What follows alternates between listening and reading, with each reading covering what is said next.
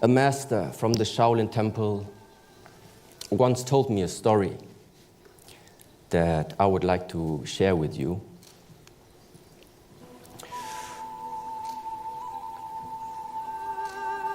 A man was living close to a mountain, and every day he was thinking, how would it be to climb that mountain, and what would I see on the peak? So finally the day came, and the man went on the journey. Arriving at the foot of the mountain, he met the first traveler. So he asked, how did you get up the mountain, and what did you see from the top? And so the traveler shared his path and also the view that he had. But then the man was thinking, the way that this traveler described to me sounds very exhausting. I need to find another way to climb. So he continued to walk on the foot of the mountain until he met the next traveler. So once again he asked, how did you climb up that mountain? And what did you see from the top? And so again the traveler shared his story. Still not being determined on which direction and which way to go, the man asked 30 more people, 30 more travelers. When he finished talking to all of them, he finally made up his mind. Now that so many people already shared with me their paths and especially what they all saw from the top, I don't need to climb there anymore. It is very unfortunate this man never went on the journey. Now, to conclude this story, firstly, each individual needs to find the most suitable way to climb that mountain. But secondly, there is information possible to be shared with words. But it is impossible to share the experience of clarity when you are standing on that peak by yourself. To invest the right effort in climbing that peak. Today's talk, you will have the chance to become inspired by quite a lot of different travelers. But in this particular talk, I can't and I won't tell you which way to go. It's just that along your personal journey, you will encounter challenges. Those challenges will either prevent you, or some of them even stop you from moving on and climbing that mountain. In the Shaolin temple, we refer to them as the 5 hindrances.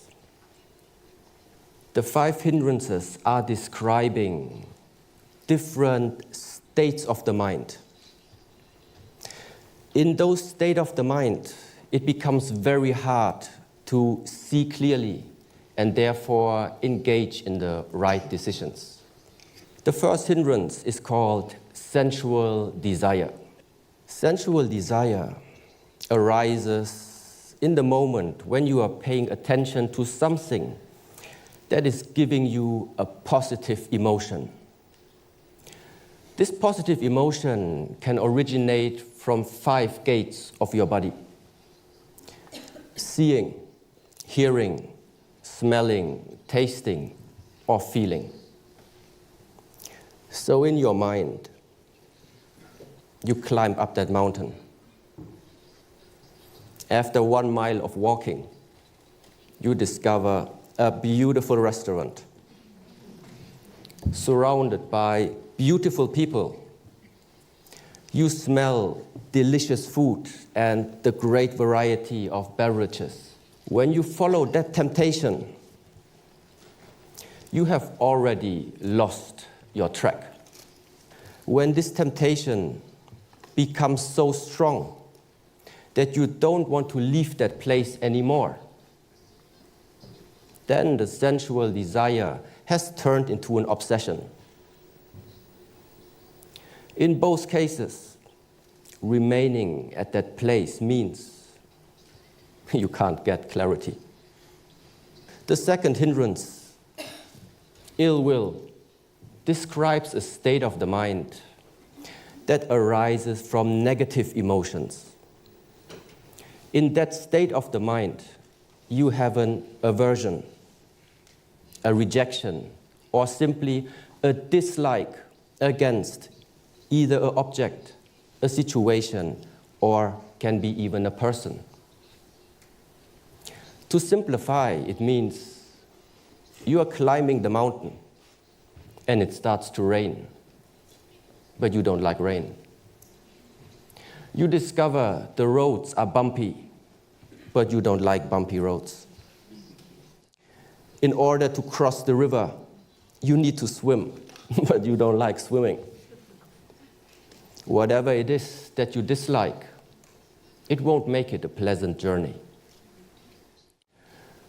Unless you learn to let go of this ill will, it's more likely even that you won't continue that journey.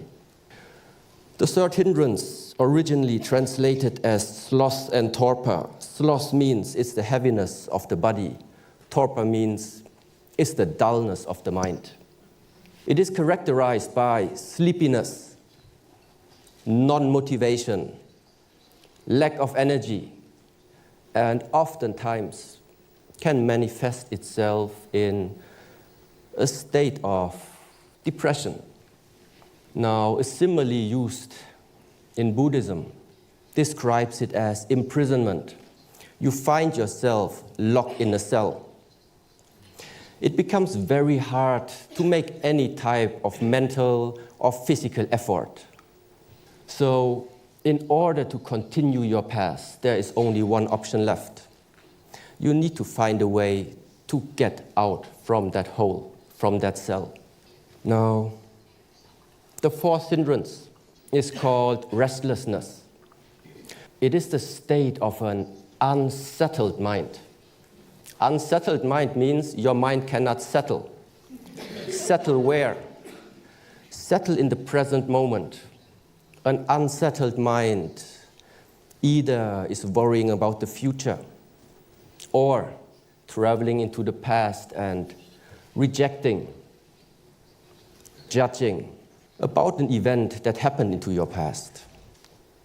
A simile used here is the monkey mind, constantly jumping from one branch to another, unable to stay for a too long time at the present moment. The problem is there is no time to see clearly anymore. Now, the last of the five hindrances is called skeptical doubt and is very closely related to a state of mind which is based on indecisiveness. It is very easy in that state of mind getting lost in thoughts. Can I do this? Is this the right path? What will the others say? What if this? What if that? The mind cannot synchronize with your own actions anymore. And the result is that you are getting disconnected with the goals and aspirations that once you have set to yourself. When the way is filled with too much doubts, more often you will stop instead of moving on. That we know the five hindrances now, what are we going to do about them? You need to align and structure your life in such a way to prevent those hindrances from arising. If you are not successful, you need to use techniques in order to remove them. Each of these hindrances is placing a dark cloud on your mind or on the way of your climb. simply remember one thing. Just let it rain. To bring meaning to your life, to bring value into your life, you need to learn and master yourself. And don't let the hindrances stop you. If any of you chooses to climb that path to clarity, I will be very happy to meet you at the peak.